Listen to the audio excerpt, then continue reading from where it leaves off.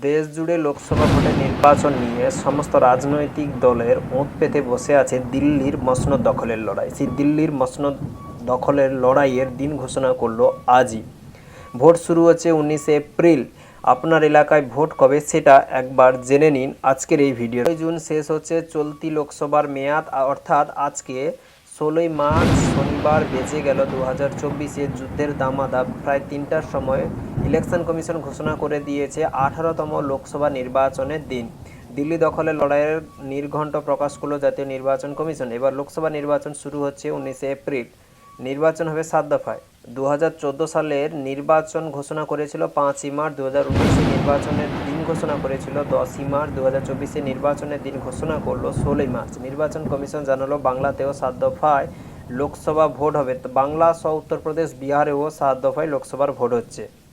হবে সারা দেশে লোকসভার ভোট শুরু হবে 19 এপ্রিল। 4 জুন লোকসভা ভোটের রেজাল্ট ঘোষণা হবে। 19 এপ্রিল প্রথম দফায় লোকসভার ভোট। প্রথম দফায় উত্তরবঙ্গের 4 কেন্দ্রে ভোট। 19 এপ্রিল বাংলার কোচবিহার, আলিপুর, জলপাইগুড়িতে ভোট অনুষ্ঠিত হবে। 26 এপ্রিল দ্বিতীয় দফায় লোকসভা ভোট। রায়গঞ্জ, বালুরঘাট, দার্জিলিংয়ে ভোট অনুষ্ঠিত হবে। মে তৃতীয় দফা লোকসভা ভোট। বাংলার মালদা, উত্তর দক্ষিণ মুর্শিদাবাদ, বহরমপুরে ভোট অনুষ্ঠিত হবে। 13ই মে চতুর্থ দফা লোকসভা ভোট হবে কৃষ্ণনগর, রানাঘাট, বোলপুর, বীরভূমে। 20 মে পঞ্চম দফায় লোকসভা ভোট হবে শ্রীরামপুর, ব্যারাকপুর, বনগাঁ, বসিরহাট, হাওড়া, উলুবেড়িয়া, হুগলিতে। 20 মে ষষ্ঠ দফা লোকসভা ভোট হবে পুরুলিয়া, বাঁকুড়া, ঝাড়গ্রাম, মেদিনীপুর, কাঁথি, তমলুকে। 1 জুন সপ্তম দফা লোকসভা ভোট হবে কলকাতা উত্তর, কলকাতা দক্ষিণ, দমদম, বারাসাত, বসিরহাট, জয়নগর, ডায়মন্ড হারবার, মথুরাপুর, যাদবপুরে ভোট গ্রহণ হবে। কমিশনের তরফে জানানো হয় 2 বছর ধরে ভোটের জন্য প্রস্তুতি নেওয়া হয়েছে। এবার প্রথম ভোটারের সংখ্যা প্রায় 1,82,00,000। তার মধ্যে 18 থেকে 30 বছরের ভোটারের সংখ্যা 21.5 কোটি। অর্থাৎ এবার যুবশক্তি ভোটের ওপর অনেকটাই নির্ভর করবে দেশের আগামী ভবিষ্যৎ। কে হবে দিল্লির মসনদের চেয়ারে বসবেন। ভোট হিংসা রুখতেও এবার তৎপর প্রশাসন, তাই প্রতিটি জায়গায় যথেষ্ট সংখ্যক কেন্দ্রীয় বাহিনী রাখার কথা বললেন কমিশনার। পেশি শক্তি রুখতে পর্যাপ্ত সংখ্যক কেন্দ্রীয় বাহিনী থাকবে। প্রতি জেলায় খোলা হবে কন্ট্রোল রুম।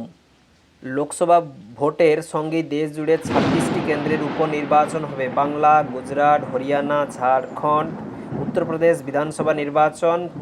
ভোটের তৃতীয় দফায় ভগবানগোলা, সপ্তম দফায় বরানগরে উপনির্বাচন হবে। নতুন সরকার শপথ নিতে পারে মে মাসের শেষ বা জুন মাসের প্রথম দিকে। এবারে নির্বাচনের মোট ভোটার সংখ্যা 96,88,00,000। এবার প্রথম ভোটারের সংখ্যা প্রায় 1,85,00,000। 80 বছরের বেশি ভোটারের সংখ্যা প্রায় 1,86,00,000। এবারের ভোটে 47,10,00,000 মহিলা ভোটার রয়েছে। 85 ঊর্ধ্বে ভোটারের সংখ্যা প্রায় 82,00,000। এদের ভোট নিতে যাওয়া হতে পারে বাড়ি থেকে।